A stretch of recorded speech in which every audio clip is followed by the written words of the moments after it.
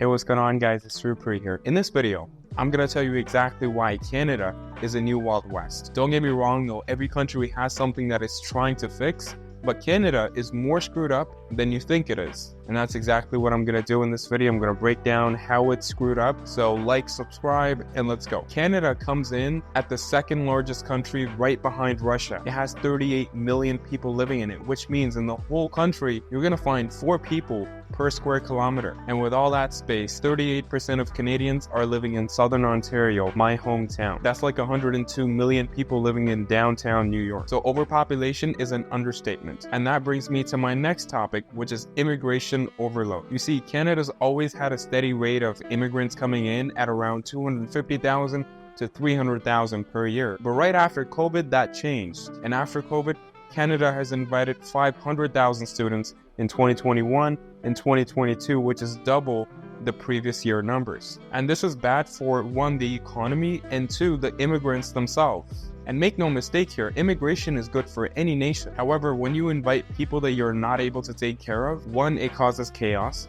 2, it damages the economy, and 3, it hurts the citizens of the nation. And by the way, immigrants themselves are finding it harder to live in Canada than they did in their own country. So what does that tell you about Canada? Well, from the outside, people have a great perception of Canada, but when they come in, they see the highly priced tuition rates. They receive little to no benefits. They face record high rents and cost of living, all without a job. And now let's move on to the next reason on why Canada is a new Wild West. That's healthcare. But you might be wondering, hey, that's one of the good things about Canada, right? That's free healthcare that it has. That's so proud of it.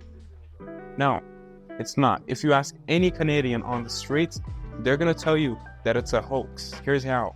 First of all, it's not free. Canadians pay for it through their taxes. Second of all, there's not enough hospitals. So let's take Ontario for an example. There's 14.5 million people that live in Ontario. And for those 14.5 million people, there's 140 hospitals that are available in Ontario. That means for every 100,000 people in Ontario, there is 1 hospital. So let's compare this with a state like Texas. In Texas, for every 15,000 people, there is 1 hospital. It's a lot better. But let's say you find a hospital. Let's say you get lucky and there's a hospital near you. Now, you have a whole different set of challenges. Let me explain. From a recent survey done in developed countries to find out the number of doctors operating, out of 28 countries, Canada ranked at 26, which is one of the lowest. So let's say you get real lucky. You got a hospital near you, and you got a family doctor. And let's say, for example, you need an MRI scan. It should be pretty easy, right? Well, for our neighbors down south, it takes around a day or 2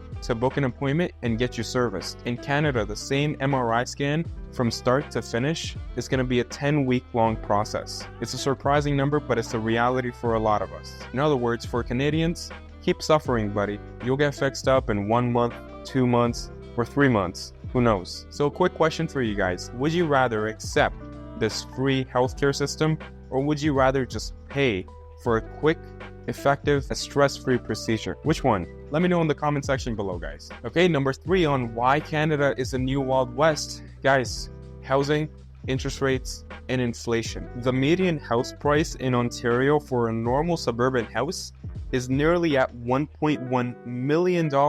And no, I'm not talking about a big house or a mansion with a swimming pool in the back. I'm talking about a 3-bedroom house in a suburban area. And the reality is that for Canadians who are in their 20s and 30s, it's just not possible to get a house without being $1 million in debt. It's not affordable because of the high interest rates and the low supply in the housing market, which is causing the price to be at an absurd level. And that brings me to inflation.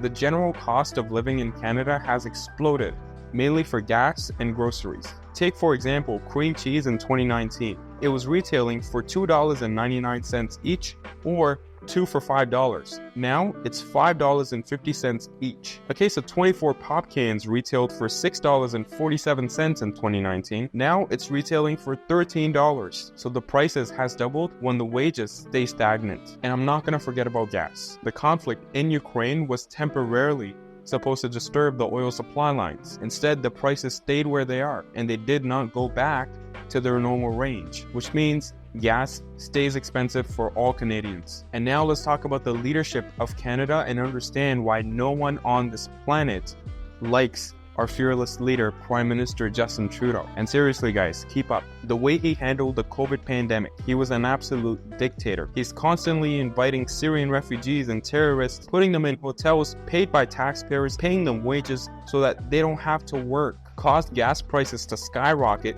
thanks to his carbon tax, lost thousands of jobs by stopping the pipeline, celebrated a literal Nazi in the parliament and then blamed it on the speaker and made him resign, told veterans they were asking for too much when they badly needed funds, gave taxpayer dollars to fund the Ukraine-Russia war, got humiliated by the president of China, Xi Jinping. And guys, this is the most interesting one. He has a lower approval rating than Joe Biden. How does that even happen? And now the last reason on why Canada is the new Wild West is the lack of patriotism and the lack of nationalism in Canadian citizens. Police recruits and military recruits are at all-time lows. Perhaps that's because Canadians are no longer proud of Canada. With the leadership, the healthcare, the overpopulation and over-immigration, it all adds up. And that's leading to record high crime rates and record high car theft all over Canada. But with that said, I hope Canadians make the right decision in the next upcoming election just next year. Guys, let me know if you think Canada is the new Wild West. Let me know your personal opinion in the comment section below. Until next time, have a great day.